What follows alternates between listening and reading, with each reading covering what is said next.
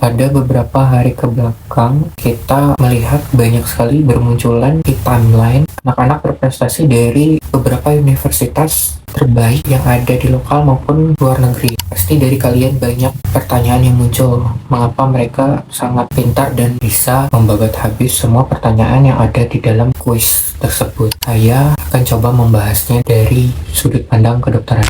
Faktanya, otak kita terdiri dari 85 miliar sel saraf atau biasa kita sebut dengan neuron. Tugasnya sebagai pembawa pesan dalam bentuk sinyal listrik dari satu sel saraf ke sel saraf lainnya. Dan setiap neuron saling terhubung dengan sekitar 10.000 neuron lainnya untuk menghasilkan sejumlah koneksi yang ada di otak.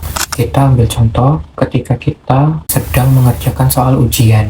Beberapa neuron di otak kita mengirimkan pesan ke mata kita untuk melihat soal, kemudian ke tangan kita untuk menulis soal, dan ke otak kita untuk berpikir bagaimana cara kita menyelesaikan soal tersebut. Dan kesemuanya itu berkesinambungan satu dengan yang lainnya, membentuk suatu koneksi dalam bentuk sinyal listrik yang memungkinkan kita melakukan semua hal tersebut dalam satu periode waktu. Dan pernah nggak kalian berpikir kenapa kita bisa menulis, kenapa kita bisa membaca, kenapa kita bisa berhitung, kenapa kita bisa berbahasa lebih dari satu bahasa, atau bahkan kenapa kita bisa mengendarai sebuah kendaraan? Karena kita telah melewati suatu proses pembelajaran yang kita lakukan berulang-ulang. Saat kita melakukan proses pembelajaran, terdapat perubahan penting yang terjadi di otak, termasuk terbentuknya koneksi baru antar sel saraf. Fenomena ini kita sebut sebagai neuroplastisitas, atau bisa didefinisikan sebagai kemampuan otak kita untuk berubah. Bisa jadi menciptakan atau membentuk suatu koneksi baru, memperkuat koneksi yang telah ada, atau melemahkan koneksi antar neuron yang tidak terpakai. Perlu dicatat bahwa semakin banyak kita berlatih dan mengulang suatu proses, semakin memperkuat koneksi antar sel neuron. Dan saat koneksi tersebut menguat, informasi yang dikirimkan semakin cepat dan menjadikannya lebih efisien. Begitulah cara kita menjadi lebih baik dalam segala hal yang telah kita pelajari. Seperti halnya kita dapat mengerjakan soal matematika dengan cepat, kemudian bisa komunikasi menggunakan bahasa Inggris dengan lancar, atau bahkan bisa menyetir mobil sambil bernyanyi.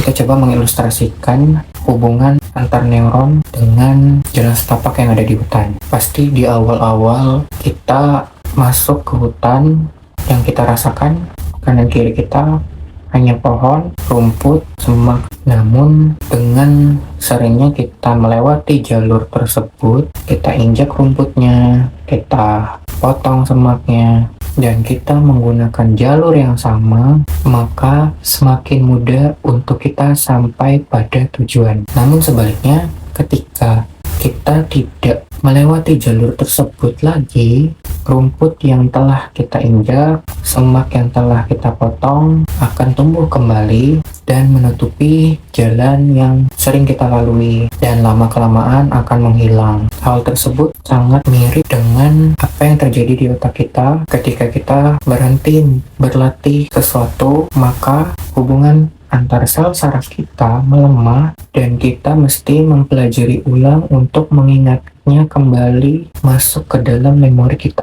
Dan kalau dalam dunia kedokteran, kita dituntut untuk selalu lifelong learning atau belajar sepanjang hayat, karena ilmu pengetahuan tentang kesehatan terus berkembang dan masalah kesehatan juga terus bertambah. Jadi tugas sebagai seorang dokter harus selalu update terhadap ilmu pengetahuan dan keterampilannya. Gitu ya.